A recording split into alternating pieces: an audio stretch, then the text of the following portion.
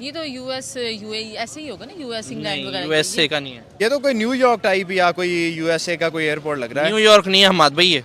अच्छा, हम देखें ना स्ट्रक्चर, वो बिल्कुल देखने में ही आता है, वही इतना आउट क्लास या लग्जरी बना सकते हैं। भाई इंडिया में लिटरली अब आपको एयरपोर्ट जो है वो फुली ऑटोमेटेड नजर आ रहे हैं। बिल्कुल, और जो सुविधाएं आपको देखने को मिल रही हैं, जो इंफ्रास्ट्रक्चर आपको देखने को मिल रहा है, मैं कहूँगी आउटस्टैंडिंग, बहुत ही खूबसूरत। ये मैं तो ये देख के हैरान होगी, मतलब उन्होंने इस लेवल का बना दिया है, तो इसमें आप भी देखें इसी में ही कितना इनको बेनिफिट होगा। बहुत से लोगों को ये वीडियो दिखाई है तो कोई मान ही नहीं रहा, कोई कह रहा है अमेरिका है, ऑस्ट्रेलिया है। मतलब आपको लगता है कि 75 साल के अंदर हमारा पड़ोसी कंट्री इतना ज़्यादा डेवलप्ड कर गया है कि जहाँ पाकिस्तान अपने एयरपोर्ट गिरवी रख रहा है, वहाँ पे वर्ल्ड क्लास एयरपोर्ट वहाँ पे डिज़ाइन किए जा रहे हैं। बिल्कुल, आप देखिए दोनों को एक जैसा ही टाइम दिया गया है। इसको कहते हैं तब्दीली, और असली तब्दीली इसको भाई बोलते हैं। जो देश आगे निकलता है ना, इसको कहते हैं बढ़ता हुआ देश यार। इसको कहते हैं, और गोली की रफ्तार से बढ़ता। पिछले एयरपोर्ट को देखो, और जब ये न्यू बना तो क्या चीज बना है। इंडिया बुनियादी तौर पर वो मुल्क है कि जिसने प्रूव कर दिया है कि हम वो कंट्री हैं कि हमारी कंट्री में आके आप इन्वेस्टमेंट करें। यानी ये समझ लें कि उन्होंने यूरोप का, अरब का, या जितने भी कंट्रीज हैं उनका कॉन्फिडेंस गेन कर लिया है। वही ने अपॉर्चुनिटीज दी थी हर पाकिस्तानी को और दूसरे नेशनैलिटीज को कि आप यहाँ से 50 लाख तक का लोन लें और दुबई में बिजनेस करें। 80। हाँ, तो इन्होंने वहाँ से लोन लेके ID कार्ड जमा करवा के टिकट कटा के पाकिस्तान आ गए। पाकिस्तान अगर वापस नहीं जा रहे, अब जो डिजर्विंग बनता है उसको भी नहीं मिल रहा। अब सबके तकरीबन वीजे बंद हो चुके हैं। मेरा एक कजन है, उसने ऐसा किया है, 70 लाख रुपए लेके आया पाकिस्तान और वापस नहीं गए। पाकिस्तान डे बाय डे इतना पीछे चलता जा रहा है कि लोगों ने, दुनिया के दीगर मुल्कों ने इसका नाम भी डिस्कस करना बंद कर दिया है, छोड़ दिया है। नरेंद्र मोदी साहब, वो तो मैं उनको हीरो कहती हूँ, वो बिल्कुल, क्योंकि उनका काम देखे ना हम, बहुत जबरदस्त है, A1 है। हमारे मोस्टली लोगों के माइंड में ये बैठा दिया गया पाकिस्तान का मतलब क्या, ला इलाहा इल्लल्लाह, पाकिस्तान एक नूर है, इसे कभी जवाल नहीं हो सकता, इसे जितना भी खा लो, इसमें जितनी भी करप्शन कर लो।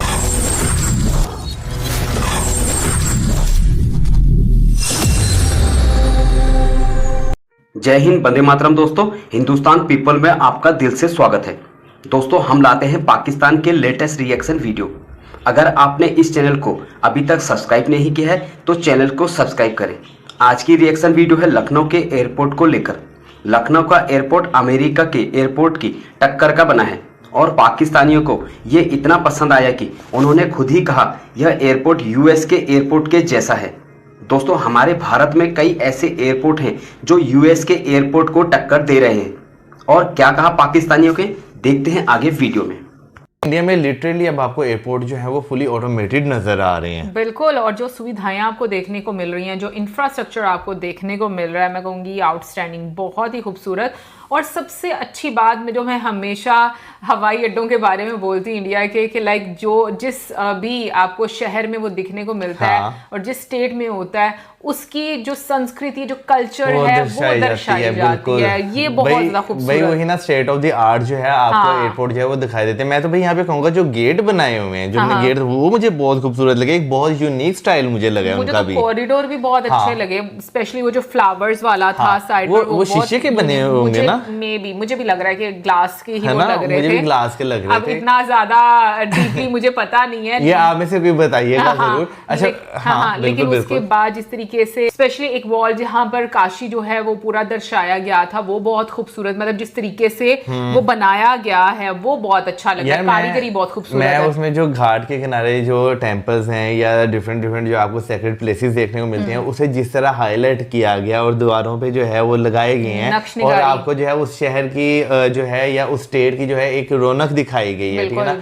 तो ये चीज़ वाकई जो है वो बहुत मुझे अच्छी लगती है कि भाई आप जो है ना, आने वाले यात्री हों, बेशक वो नेशनल हो, इंटरनेशनल हो, उन्हें उस स्टेट की जो है वो खूबसूरती का पता चलता है कि भाई यहाँ पे क्या कुछ देखने वाला है। और अब हम बात कर रहे हैं टेक्नोलॉजी की, तो टेक्नोलॉजी का जिस तरीके से प्रयोग किया जा रहा है वो बहुत अच्छी है। फुली ऑटोमेटेड, बिल्कुल फुली ऑटोमेटेड है, और आप इसमें टाइम भी कम वेस्ट होता है देखा जाए। भाई देखे ना, आपको सबसे बड़ी चीज चीज़ क्या नजर आती है कि अब जो है ना इंडियन एयरपोर्ट से कैपेसिटी जो है वो बहुत ज्यादा बढ़ाई जो है वो जा रही है। अच्छा, यानी कि करोड़ों टारगेट में रखा गया जा रहा है, करोड़ों में जो है ना वो हाँ। बात की जा रही है कि एक साल में इतने यात्री आएंगे। तो इसलिए मैंने स्टार्टिंग में कहा कि भाई अब आपको जो है ना आपको इंडिया में एयरपोर्ट ऑटोमेटेड जो है वो दिखाई दे रहे हैं। वैसे अडानी कंपनी जो है उनका काफी इंपॉर्टेंट रोल है भाई एयरपोर्ट कंस्ट्रक्शन में। मैं बोलूंगी जितने भी बड़े बड़े बिजनेसमैन होते हैं उनका बहुत बड़ा योगदान होता है भाई कंट्री की इकोनॉमी में, और जिस तरीके से वो गवर्नमेंट के साथ डिफरेंट प्रोजेक्ट्स को लैब करते हैं और बनाते हैं।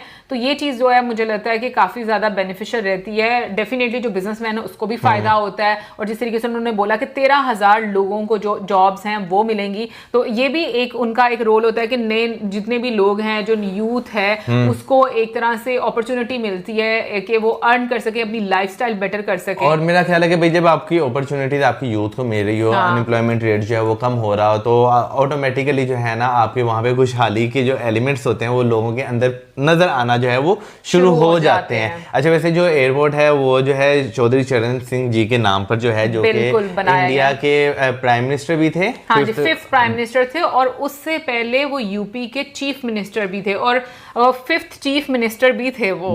और उससे पहले अगर बात करें तो भाई वो जो है मिनिस्टर ऑफ फाइनेंस भी रहे हुए हैं, मिनिस्टर ऑफ होम अफेयर्स भी रहे हुए हैं, और केयर टेकर प्राइम मिनिस्टर भी रहे हुए हैं। मॉरिशस और श्रीलंका के अंदर 2 मुल्क के आपने नाम सुना होगा, उन्होंने जो है रिजर्व बैंक ऑफ इंडिया ने एक ऐप बनाया यूपीआई, वो आज उनके कंट्री में लॉन्च हुआ है, जिसमें वो इंडिया अगर आएंगे या वो उधर जाएंगे पेमेंट की ट्रांजैक्शन होगी, 1 रुपया नहीं कटेगा। अवाम का पैसा बचाने के लिए ऐसी ऐप्स निकल रही हैं, और अभी 20 से ज़्यादा मुल्कों में वो चल रहे हैं, वो ट्रांजैक्शन कर रहे हैं, 1 रुपया नहीं कट रहा। दुबई से पेमेंट भेज रहे हैं, 1 रुपया नहीं कटता। लेकिन वही चीज़ रिवर्स हो जाए, पाकिस्तानियों ने पैसा बाहर भेजना हो या बाहर से पाकिस्तान 2 दफ़ा टैक्स कटता है। नहीं, पाकिस्तान में ये होता है, देखो अगर हमारे लोग दुबई में जाते हैं हमें फ़ायदा है, हाँ। दुबई से पाकिस्तान पैसे भेजेंगे हमें, बिल्कुल, अब बैंक टैक्स भी 2 दफ़ा कटता है। नहीं, ये वैसे होना चाहिए, टैक्स पे होना चाहिए, टैक्स पे से मुल्क चलेगा। लेकिन ये इधर फ्रॉड ज़्यादा हो जाता है, बंदा बाहर के लिए अप्लाई करता है, उसके लिए इनको चाहिए, हमारी गवर्नमेंट को भी चाहिए कि बंदे के साथ ताउन करना चाहिए, उसके साथ जाना चाहिए, जो बंदे फेक काम करते हैं उनको पकड़ना चाहिए, ताकि मुल्क तरक्की की तरफ जाए। जब खजाने में पैसे होंगे तो मुल्क तरक्की करेगा ना, जब पैसे नहीं होंगे तो मुल्क कैसे तरक्की करेगा। मैं स्विगेस में जॉब करता हूँ, अच्छा, एज ए ऑफिसर, मैं खुद, और हर बंदे को फ़र्क पड़ा, मुझे खुद फ़र्क पड़ा। सर देखिए, अगर एक ट्रांजैक्शन डिजिटल होती है उसका रिकॉर्ड होता है, करप्शन कम होते हैं। एक ट्रांजैक्शन आप पैसों में करते हैं उसका कोई रिकॉर्ड ही नहीं, उसको तो मुल्क को उसका नुकसान होता है, टैक्स कलेक्शंस में भी नहीं आता। तो आपको नहीं लगता कि डिजिटल पेमेंट ज़्यादा करनी चाहिए? जी, सब कुछ होना चाहिए मेरे हिसाब से, जो जेन्युइन है वही काम होना चाहिए। इधर हम खुद ही नहीं एक दूसरे के साथ देते, जैस कैश पे चले जाओ जी, आपके पैसे पहुँच गए, अगर नहीं पहुँचे होंगे दोबारा जी मैंने ये भेज दिए।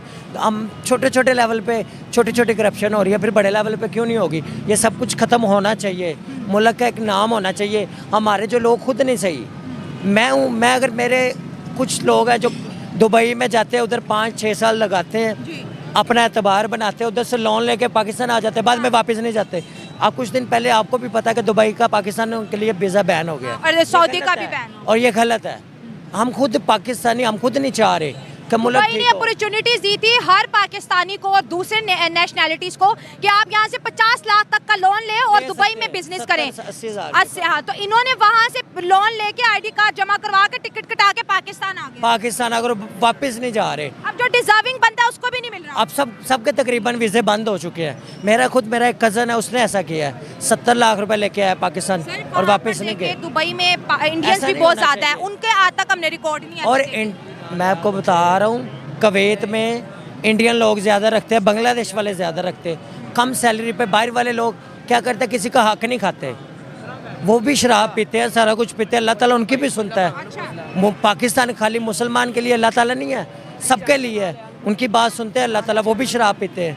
कुरान पाक में लिखा हुआ है कि अगर हम शराब पियेंगे अल्लाह ताला बात नहीं सुनेगा। डिजिटल पेमेंट में कहाँ से अल्कोहल आपने? नहीं, मैं आपको बात कर रहा हूँ कि जब तक ये चीज़ें नहीं ख़त्म होगी, एक दूसरे का खाना नहीं ख़त्म होगा, मैं यही कहना चाह रहा हूँ कि पाकिस्तानी अवाम ही नहीं चाह रही कि इधर फ़ायदेमंद वाली चीज़ हो।